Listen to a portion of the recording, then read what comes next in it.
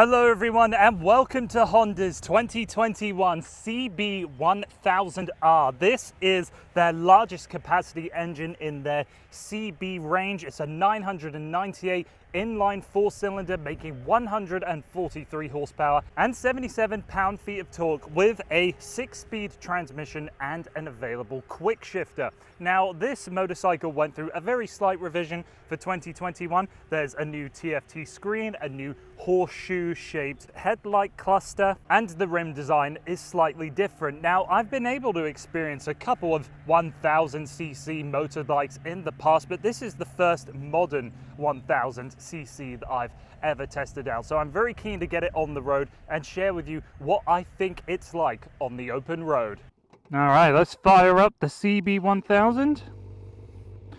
So before we even set off, I want to say that the natural riding position for me is very relaxed for this Neo Sports Cafe Racer. What that essentially means in Honda speak is that they're building something that evokes the stance of a cafe racer, but with obviously much more modern design. And I certainly feel like the handlebars could be lower if you wanted a cafe racer look, but to me, the riding position where the foot pegs are set isn't too aggressive, very comfortable day to day. So let's clutch in and go for a ride. So with 143 horsepower and 77 pound-feet of torque, always ready to go, the CB1000 is, from a power stance, quite intimidating, but with a wet weight of 470 pounds, if you ever just want to be calm and relaxed, just like what I was saying with the riding position, it is a very easy bike to live with. Yes, the seat and the suspension is firm, but it's in no way punishing. I am very happy to be stuck in rush hour traffic, as happy as I am to be on an open bit of road like this.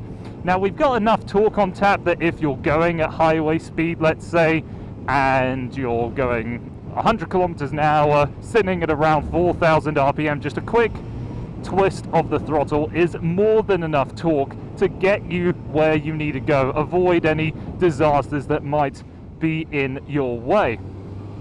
But the reason anybody buys a vehicle like this is to just unleash hell every time you want to spin through the gears. And I'll be honest, I want to keep my license, but the speed that you can get in this thing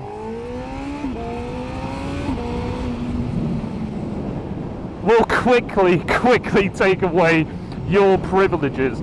Adding on to the quick shifter that is just so seamless, and you have 3 levels of sensitivity on the CB1000. It is an up and down quick shifter, so you don't even need to rev match if you choose not to. It's just a total spoil being on a bike like this. Always feels quite stable at speed. I've never felt like I haven't had enough brakes to kill that speed if I need to, and the acceleration is always there. You reach red line at about 11,500, and really in first gear you are going at highway speed. So if you want to be a little bit mad and try and take it to red line in second gear, well, I think a racetrack is really going to be the only appropriate stance to do that on the CB1000R. Now I've tested out the CB650R very briefly. A good friend of mine owns one, and I loved that motorcycle. It's got a very similar 4-cylinder engine, a sweeter sound, and just because it has those stainless steel pipes, you get that beautiful discoloration over time, as opposed to this blacked out model that I have with me right now. It's going to likely stay in that position for the conceivable future. This is a noise I hope is really translating to you, because the 4-cylinder is quite raspy and very jazzy throughout the rev range. It doesn't have a full-on bark as some 4-cylinders I've tested out, but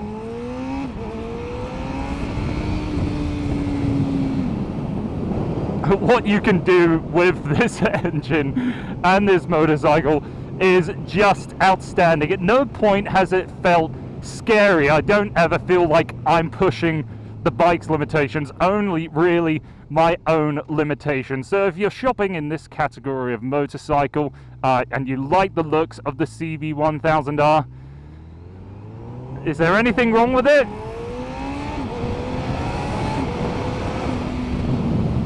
I honestly don't think so. I really don't. So that has been my short review and take on the CB1000R. If you're considering this motorcycle, just go for it. I can't be more direct than that. Thank you very much for taking the time to watching this video, and I hope to see you again on the channel soon.